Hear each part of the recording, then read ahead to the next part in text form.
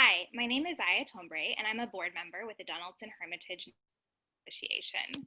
Today, I am happy to be here with District 12 Council Member Erin Evans. This is the second series this is the second session in a series that DHNA is offering where we are interviewing our city council members about the upcoming vote on the proposed budget and tax increase. We will be asking questions that constituents have submitted, and we'll also give Erin an opportunity to share anything that is on her heart and mind. Let's hop to it. Erin, thank you so much for being here with us today. Thank you for inviting me. Awesome. So I wanted to give you the opportunity to set the stage for our viewers and help them understand what this upcoming vote is all about. It sounds like there are multiple proposals that are out there. So can you talk a little bit about the process of how these proposals come about, some of the differences, and then what your ideal budget is? Yes, so right now we currently have the mayor's proposed budget, and that's basically the foundation budget that we then use to react to and potentially form a better version, for the city, better based, of course, on the council members' perspectives and feedback from constituents. So we have the mayor's budget. We'll for sure have a substitute budget from the budget and finance chair, Councilman Bob Mendez. And then we'll also have a substitute budget that should be filed from Councilman Steve Glover, and he's an at-large council member. And then there's the potential of a third budget that could be submitted. I know there's a couple people that are in flux. One council member, Emily Benedict, officially has said this week she is not filing her substitute budget. So really, I feel most confident that we'll have Councilman Mendez and Councilman Glover, and then it's this third one that I think is kind of the dark horse, and will it be submitted or not? And so as far as your other question about what the ideal budget would be for me, it'd be one that makes everybody happy. That would be ideal, but that's probably not going to happen. And I've heard other people say that we'll know that we've been successful if everybody is unhappy to an extent, because not everybody's going to get what they want. And of course, there are departments and residents who are not going to get what they need as a result of the budget challenges that we're facing right now too. So I referred to it this morning on a call with a resident, District 12, that we want to do the most amount of good with the revenue and the options that we have and the least amount of damage. And so I would say cautiously optimistic that this group can get there. Awesome. Well, we definitely have faith in you. So this next question comes from Anna S., who asks, what are the short-term plans and long-term plans for bringing Metro and MNPS employees' pay to an acceptable level where we are not losing them every year? Oh gosh, that's, really the million-dollar question. And of course, the way our state has things set up, it's not ideal for Metro Nashville, because you've probably heard many people talk about the BEP formula and how that's set up. And that's one of the most significant challenges that we have as a city, is we have a certain level of funding that is required by the state, and we can't go down, year over year.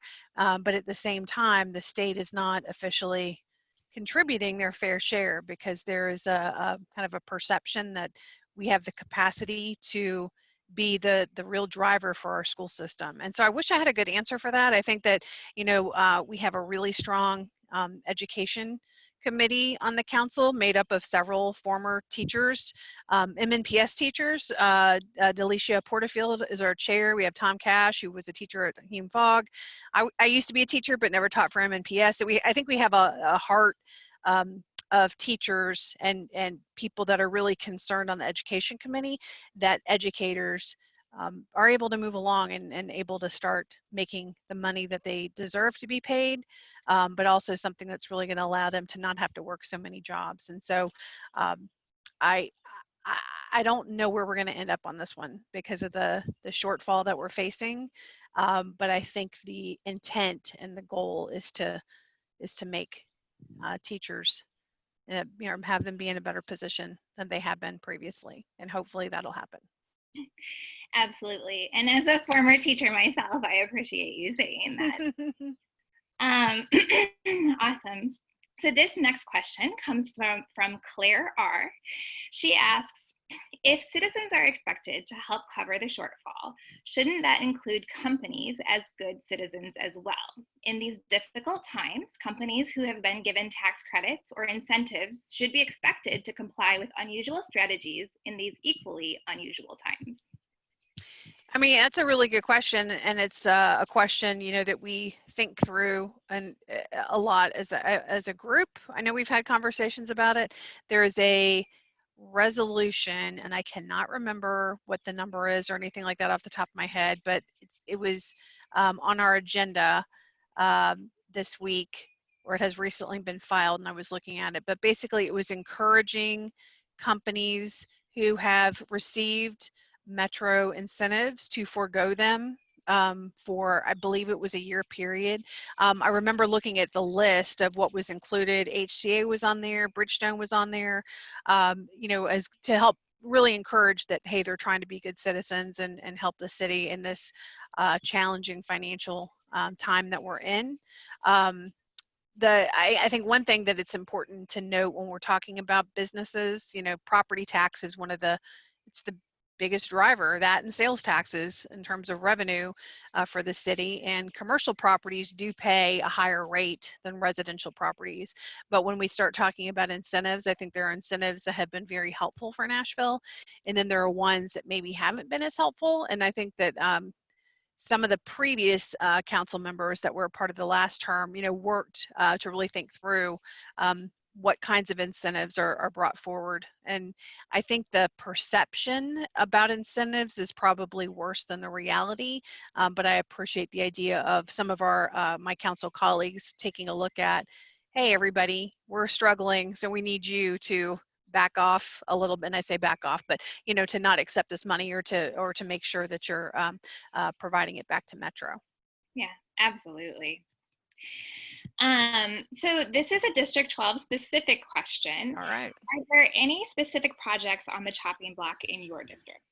That's a really good question. I know, one of the things that we have been talking about, or right before the new year happened, one of the things that people may have heard about is the Gulch pedestrian bridge.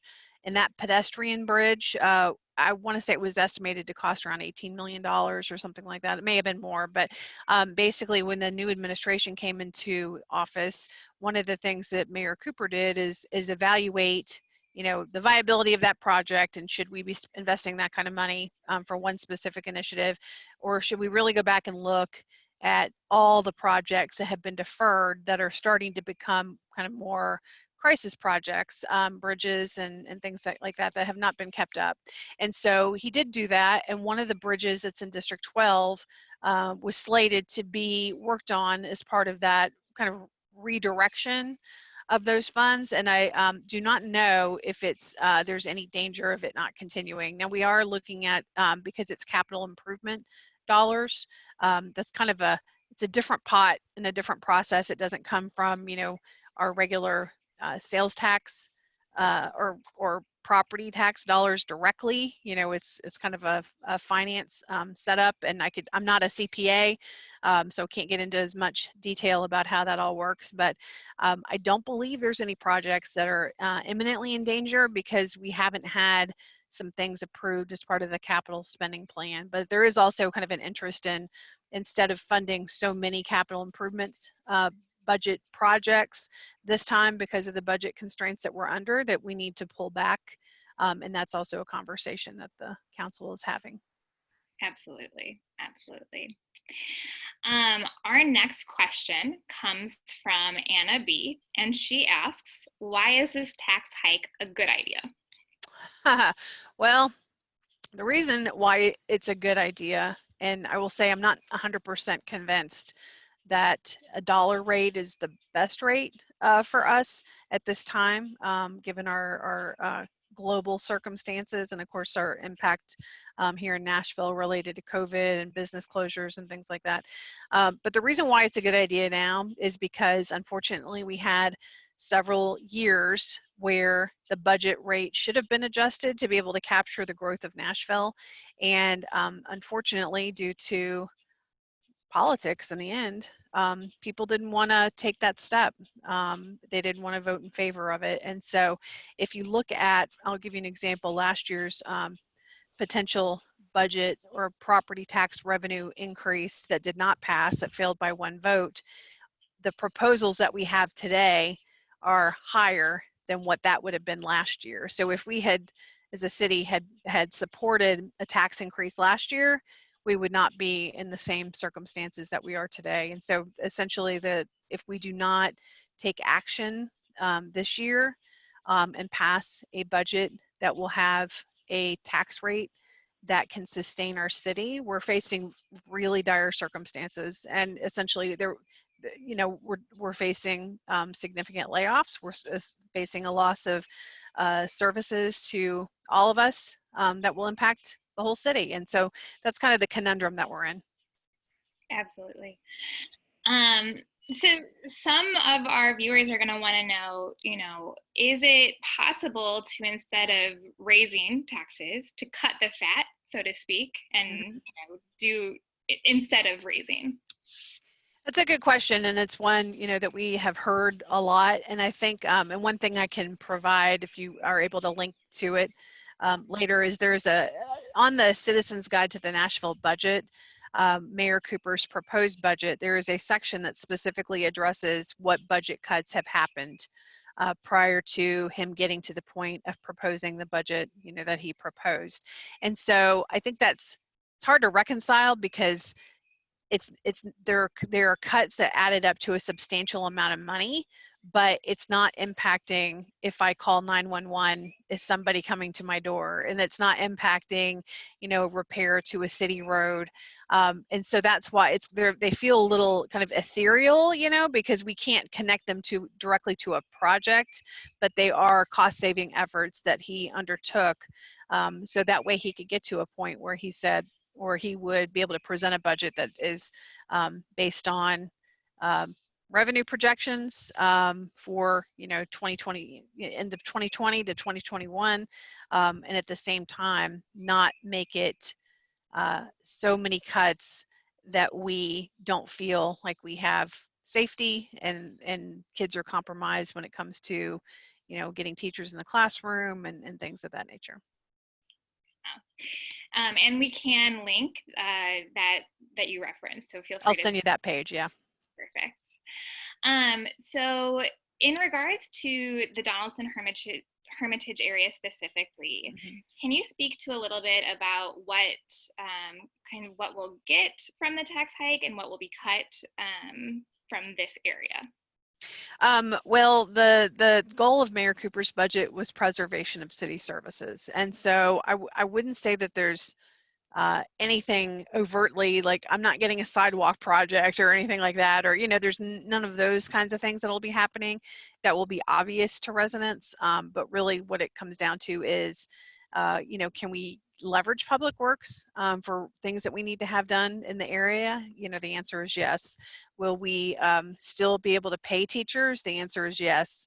And so those are the kinds of things. So it's not going to be, and that's the thing I think that's really challenging for everybody to get their minds wrapped around, is we're used to, hey, if we're increasing our taxes, we're also seeing there's a measured result, that's going to be obvious, like we're making more investments, in our school system or in our police department or whatever. And in this case, we're not really going to be able to see those investments. We're going to notice, but we would notice if they're not there, because it's going to mean slower. Just to give you an example, we're facing a property appraisal coming up next year. It would mean not as many appraisers to go out there and be able to efficiently appraise people's properties, which of course is going to impact the city. And so it's a tough budget in that it's not like other years where you'll be able to know that, hey, we're increasing our taxes, but this is going to be improved. Instead, it's We're going to maintain the status quo and do no harm. Thank you for explaining that. I think that's important for our viewers to kind of know and get.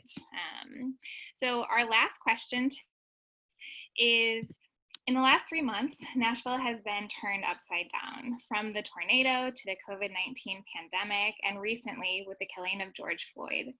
What message do you want to send to your constituents during this trying time? It has been a really difficult start of this term, I think, for everybody that has been elected. And, you know, we have seen all the,